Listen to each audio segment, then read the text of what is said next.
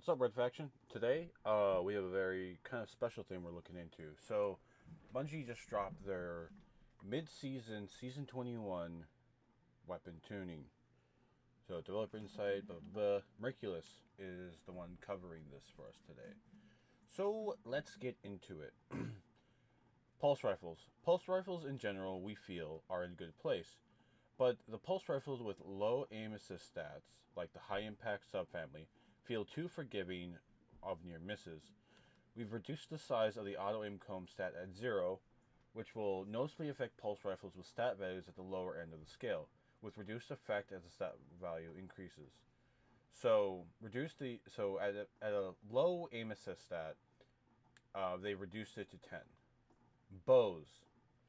Lightweight bows have been one of the least used and least effective weapon subfamilies in the game for a long time, and with a lot of feedback around them center about how much worse they feel than precision bows feel outside of close range. To address this, we are substantially increase the range at which they can deal full damage and improve their accuracy a small bit as well. We also have some more changes for old bows coming in season 22. Deleting them. No, they're not going to delete them. I wish they would. Which should improve both how they are affected by reload perks and how well their shot registers at longer ranges.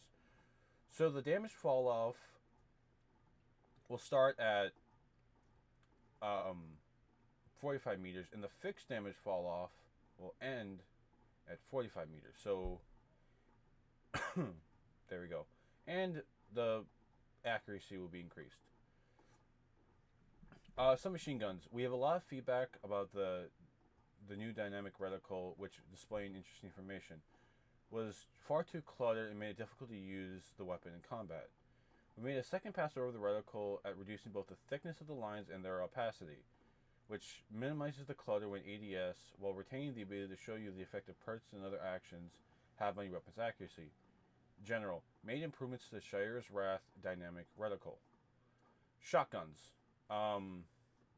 Lightweight shotguns have fallen behind their precision and aggressive counterparts in terms of effectiveness, in large part due to the outermost pellets being spaced far apart that it can be difficult to land the entire spread outside of point blank range. To address this, we have reduced the spread angle to constrain the pattern a bit more, which should move them closer to the other top shotguns in PvP. Lightweight shotguns reduce the spread angle outer horizontal pellets by 15. Exotic weapons. This is something that's going to be kind of interesting to address. Graviton Lance. As we know, Graviton Lance this season so far has been probably one of the highest, most used PvP weapon. Namely, considering the fact that it had like the hidden perk with its catalyst.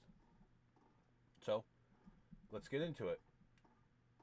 While it's nice to see that Graviton Lance has returned to its glory after a long hiatus, at its current strength, the gun is too easy to use for how rewarding it can be, and the cosmology explosion pushes it too close to primary ammo Cloud Strike for combat.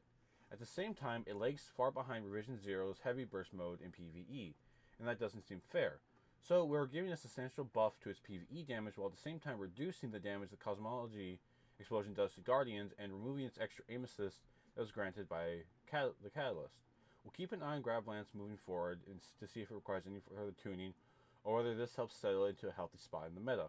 Gross. So it's getting a 67% damage increase in PvE. They completely removed the extra aim assist provided by the Catalyst and reduced the damage for the explosion to other players by 40%. In PvE, it's unchanged. No Time to Explain has somewhat surpassed in effectiveness by the returning champion Graviton Lance, but given we are bringing GL down a bit, we want to make sure that No Time to Explain doesn't immediately become the pulse rifle thrown too easy. So they're reducing the range stat by 10. Fighting Lion fixed the bug with the perk application that was preventing it from granting the benefits to its catalyst. Fixed an issue where the Chimera perk on the catalyst wasn't applying the buffs to kinetic and power weapon slots. Oh. So, Gut Shot Straight, these are the perks. Gut Shot Straight. We initially made Slick Draw and Gut Shot we wanted to make sure that we weren't giving out any substantial positive effectiveness that had almost consistent uptime for free. We leaned a little too hard on the penalties in a way that made them feel more often like a punishment than a worthwhile trade-off. As we substantially reduced the penalties on each perk, and in playtests we feel they're simply better to use than they did before. So the auto aim penalty has been reduced by 37%.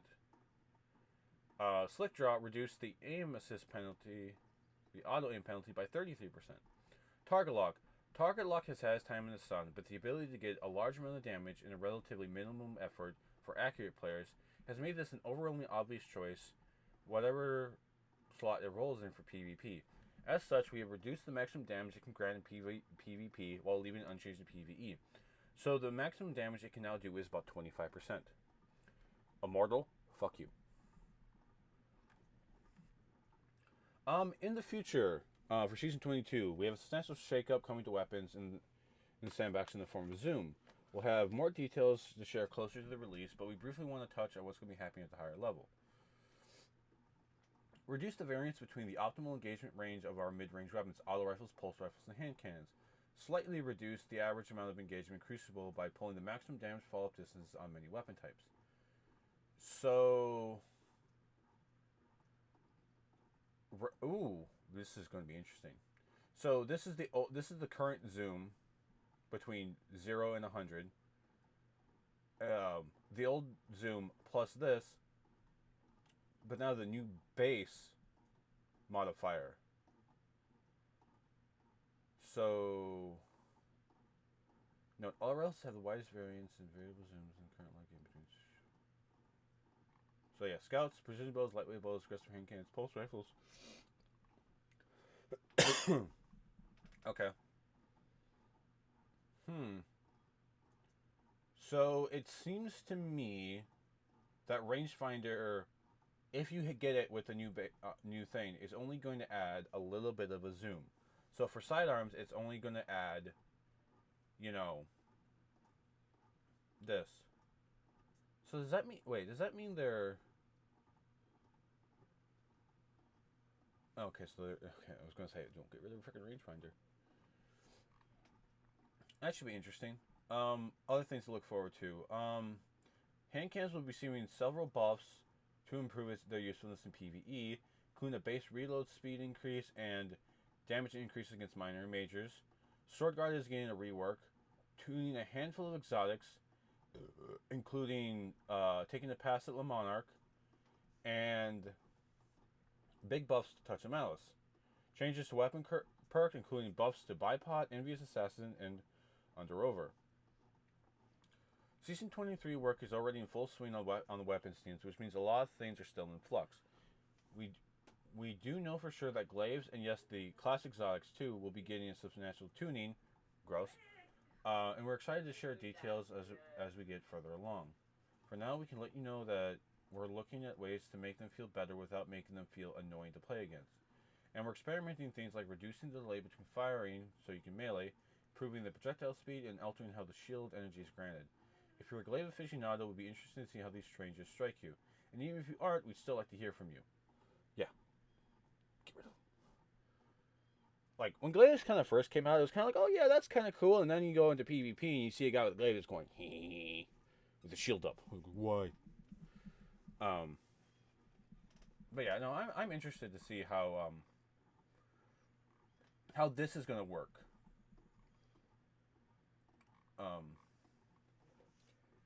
This is cool. I like this. I think this will be interesting because this takes in, things like Immortal that has target lock, and kind of puts it in a better spot. Graviton Lance, yeah, I mean, I'm fine with that. Here, I mean, I don't get, like, the only change with some machine guns was like that. Lightweight shotguns, I mean, do we even have one?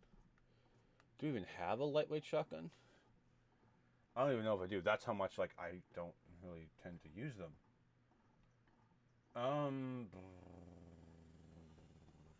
Where? Shotgun, where are you?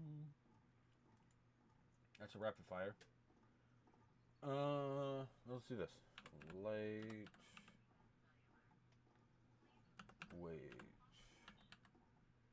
Lightweight frame. So wait, hold on. Okay, wait. So reduce the spread angle to the outer horizontal by 50.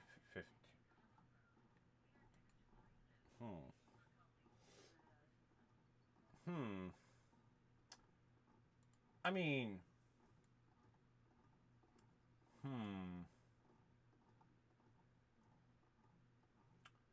should be interesting. I wonder what other lightweight frames there are.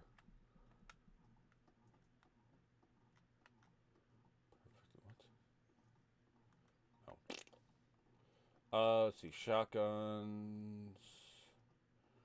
Hold on. Let me show this off because this will kind of give a better idea of what we're talking about when we talk about lightweight frames.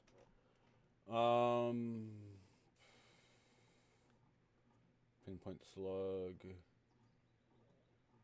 So Xenoclast, Retrofuturist, Wastelander,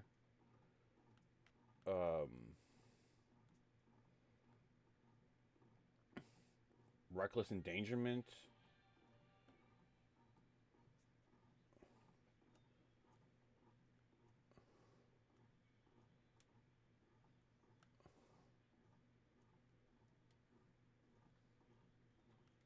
Wristwalker's getting that buff? Huh. We already know about this. I already grabbed mine. Oh, Without Remorse is getting one. Okay. That's an aggressive, pinpoint, rapid, aggressive. So yeah, okay, that's going to be interesting. I think the one that I'm probably going to end up using is my 7 Seraph CQC. Quick Draw Vorpal. It's not like the great PvP role, but I don't think I have another one.